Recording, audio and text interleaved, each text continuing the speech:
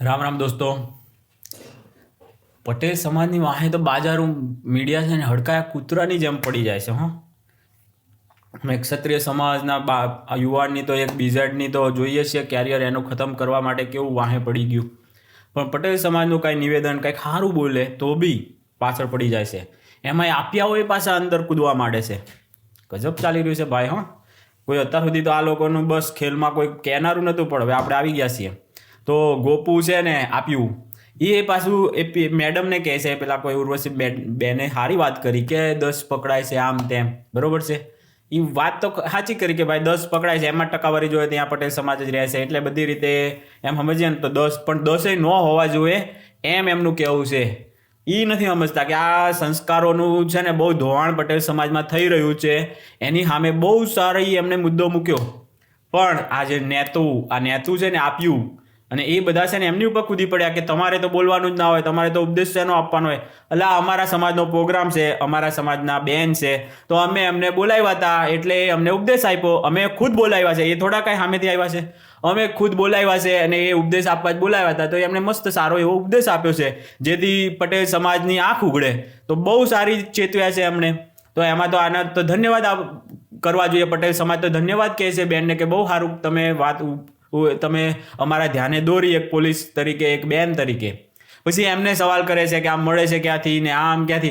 બધાને ખબર છે કે ભાઈ અહીંયા છે ને દારૂ મળે જ છે, બધાને ખબર છે, કોઈને નથી ખબર એવું થોડું છે. અને હપ્તા લેવા જ જોઈએ. હું તો એટલે કહું છું ડબલ હપ્તા લો તમારે. જેટલા પણ દારૂના હપ્તા લેતા હોય ને તો ડબલ લો, પણ આ બધાને પકડવાનું ન કરશો, નહીં તો પછી તમારી ઉપર સવાલ ઉઠશે. એટલે કોઈ દારૂ પીવાવાળાને ન પકડો. હા, તમે છે ને જે ડ્રાઇવિંગ કરતો હોય દારૂ પીને એવાને પકડો તો કોઈ નથી, એને તો 5 દંડા વધારે મારજો. કારણ કે આખી દુનિયામાં એ નિયમ છે જ કે દારૂ પીને ડ્રાઇવિંગ નહીં કરવાનું. તો એ પછી અહીંયા પણ એ નિયમ રહે, મહારાષ્ટ્રમાં રહે, અમેરિકામાં બી એ જ નિયમ છે, ને કેનેડામાં, બધે દુનિયાભરમાં બધે આ નિયમ છે, એટલે એનું પાલન થવું જોઈએ. પણ દારૂ પીવાની મનાઈ ભારતમાં જ બીજા રાજ્યોમાં છે નથી, પીવે જ છે બધા, બરાબર. વેચવાની ખાલી દારૂ વેચવાની ખાલી મનાઈ છે ગુજરાતમાં. તો તમારે ખાલી એ ધ્યાન રાખવાનું હોય કે ક્યાંય વેચાતો નથી, બહુ ધ્યાન તમારે રાખવું હોય તો. પણ તમે પીનારાને શું કામ પકડો ભાઈ? પીનારાને ન પકડવા જોઈએ, કારણ કે વેચવાની મનાઈ છે તો વેચવાવાળાને પકડો. પીવાવાળાની કોઈ મનાઈ છે નહીં, એટલે પીવાવાળા તો પીવે. એ ન પીવા જોઈએ દોસ્તો, પીવા નહીં દારૂ. અને પટેલ સમાજે તો આંખ ઉગાડીને ખોલવી જોઈએ હવે તો.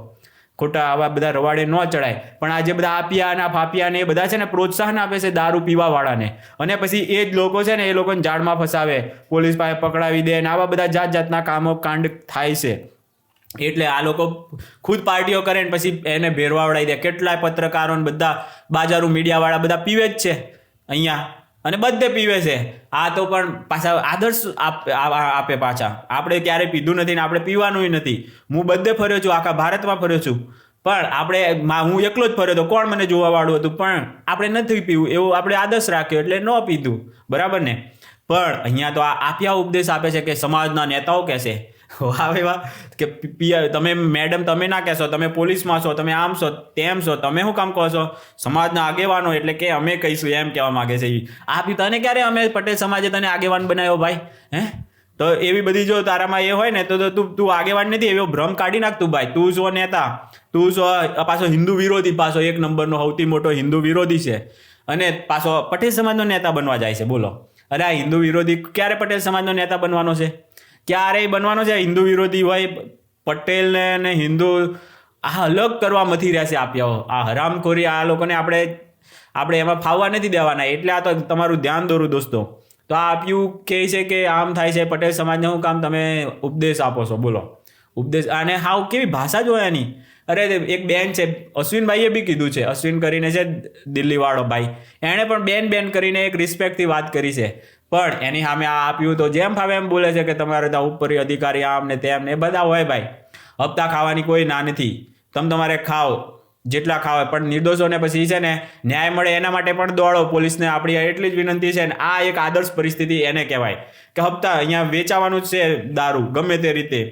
આ તમે ગમે એટલું દબાવો તો આ વસ્તુ દબાવવાની છે જ નહીં. એટલે કોઈ એમ કહેતું હોય ને કે દારૂબંધી હટાવી દો, એ બી ખોટું છે. દારૂબંધી છે ને એના કારણે ઘણો બધો ફાયદો છે. અહીંયા મહિલાઓ સુરક્ષિત છે, એ બધો જ ફાયદો દારૂબંધીના કારણે છે. તમને કોઈ દારૂડિયો હેરાન કરતો હોય ને તો તમને એની સામે પ્રોટેક્શન પણ આપે છે.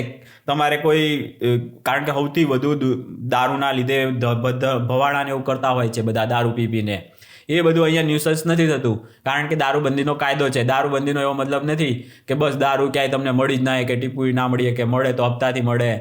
એ બધું મળે ભાઈ, પણ એના લીધે છે ને એક રસ્તો પોલીસને ખાવા માટે આપણે આપી દઈએ એટલે જેથી કરીને નિર્દોષ માણસોને ત્યાં બીજા રાજ્યોમાં ભયંકર હેરાન કરે. તમે જતા હોય રસ્તામાં તો તમને ગમે એ રીતે લોકો લૂંટવાનું જે કરે, પોલીસ સ્ટેશને જાઓ તો બી એ લૂંટી લે ને બધામાં કટકીને એ રીતે કરવા માટે, પણ એક રસ્તો મળી રહે છે દારૂમાંથી હપ્તાનો. તો એ બધું વ્યવસ્થિત રીતે આપણે અહીંયા કામ કરે છે. એટલે આદર્શ પરિસ્થિતિ છે કારણ કે એ લોકો માટે આપણે એક રસ્તો આપેલો છે. જેટલું ખાવું હોય, હું તો કહું 5 ગણું ખાઓ. દારૂ અને વેચનારા ઉપર એવી તવાઈ રાખો કે જેથી કરીને નકલી ન વેચે ને એવું ન વેચે. હાવ કે ભાઈ તું હપ્તો બી પહોંચાડજે અને જો નકલી કે ખરાબ ક્વોલિટીનો દારૂ વેચ્યો ને તો ભાંગી નાખશું, આવી ધમકીઓ આપો ને. આ વસ્તુ આદર્શ પરિસ્થિતિ કહેવાય. અને ગરીબ ન પીવે ને, કારણ કે મોંઘું જ જેટલો દારૂ થશે એટલે ગરીબના હાથમાં જ નથી આવવાનો. એટલે ડબલ હપ્તા લો જેથી કરીને દારૂ ડબલ મોંઘો થાય, ટ્રિપલ મોંઘો થાય, 5 ગણો મોંઘો થાય. તો પેલા અમીરોને તો પીવું છે તો એ તો એને તો પૈસો આપેલો છે તો પીશે રહે. એટલે મોંઘો તમારે 4 ગણા હપ્તા લો એનું કોઈ ટેન્શન નથી. પણ પીવાવાળાને પછી શું લેવા હેરાન કરવાના? એના લીધે તો તમને હપ્તાઓ મળે છે. તો પછી પીવાવાળાને પકડશો તો પછી એ પીવાવાળાને પકડો એટલે એને વેચવાવાળાને પકડવો પડશે. એને વેચવાવાળો પછી એમ કહેશે કે હું તો આટલાને હપ્તા આપું છું તો મને શું કામ પકડ્યો? તો એ હપ્તા ખાવાવાળાને પકડશે. તો હું લેવા આવા બધા ધંધા 15ના એવા ટાર્ગેટ આપવા પડે કે રોજ 15 પકડો. એમાં પછી તમે જ પકડાવાના છો. એટલે આવા ટાર્ગેટો બંધ કરી દો. કોઈને જેને વેચવું હોય વેચવા દો. એમાં હપ્તા લો. તમે ના લેતા હોય તો ના લેતા હોય, તમારા એરિયામાં વેચાતો હોય તો હપ્તા લો. એ તમે છે ને ઈમાનદારી કહેવાશે કારણ કે એનાથી દારૂ મોંઘો થશે અને દારૂ મોંઘો થશે તો ગરીબ પી શકશે નહીં. એટલે બહુ જરૂરી છે કે ઈમાનદાર લોકો હોય ને તો દારૂના હપ્તા ખાવા માંડો. તમે કોઈ એવી ઈમાનદારી આપણે રાખવાની જરૂર નથી કારણ કે વેચાવાનો જ છે. દારૂ જેટલો મોંઘો થશે ને એટલું તમને છે ને તમારી ઈમાનદારી વધારે કહેવાશે. જેટલું બને એટલો તમે હપ્તો ડબલ લો, 4 ગણો લો, 5 ગણો લો. જેટલો લેવાય એટલો હપ્તો લો જેથી કરીને દારૂ મોંઘો થાય એટલે ગરીબના હાથમાં ના આવે. આખરે શું જોવાનું છે? ગરીબને બરબાદ કરે છે દારૂ. એટલે એ તો નથી થતો ને.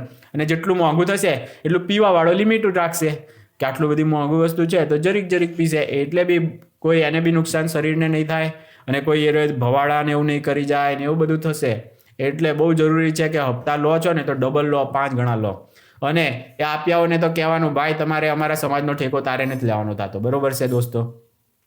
ખોટું અમારા સમાજને છે ને ઉપરથી તારા કારણે કેટલું સાંભળવું પડે છે. હિન્દુ વિરોધી આવા પાક્યા છે એના કારણે આપ્યાઓ. અને પાછા કે સમાજના નેતાઓ કહે છે તમે પોલીસ મેડમ હું કામ કહો છો? બોલો. એ પોલીસ મેડમને અમે જાતે બોલાવીએ છીએ. જેને અમને લાગે ને એમને અમે બોલાવીએ છીએ. એ આવીને કહેશે સરકારી નોકરીવાળા અમારા ભાઈઓ છે જે કામ કરે છે અમારું ધ્યાન દોરશે એના માટે તો અમે બોલાવીએ છીએ અમને. એટલે છે ને આપ્યાઓને તો ખાસ વિનંતી છે કે દૂર રહો અમારા સમાજથી જેટલા બને એટલા. બાકી છે ને તમને લપેટવામાં તમને પછી લપેટાઈ જશો. બીજું અને બાજારો મીડિયાની હારે તમારી બધી ગઠજોડ છે ને એ બધા હવે ધીમે ધીમે આવતા રહેશે બહાર. એટલે તમે છે ને બોલવામાં ફૂલ ધ્યાન રાખજો. હવે તો આપ્યાઓને ખાસ કહેવાનું. એમાં પટેલ સમાજનો કોઈ બી મુદ્દો હોય ને એમાં તો કૂદી જ ના પડતા. આ ખુલ્લી ચેતવણી છે આપ્યાઓને. બરોબર દોસ્તો? ચાલો બીજા કોઈ વિડીયોમાં મળીએ. ત્યાં સુધી રામ રામ.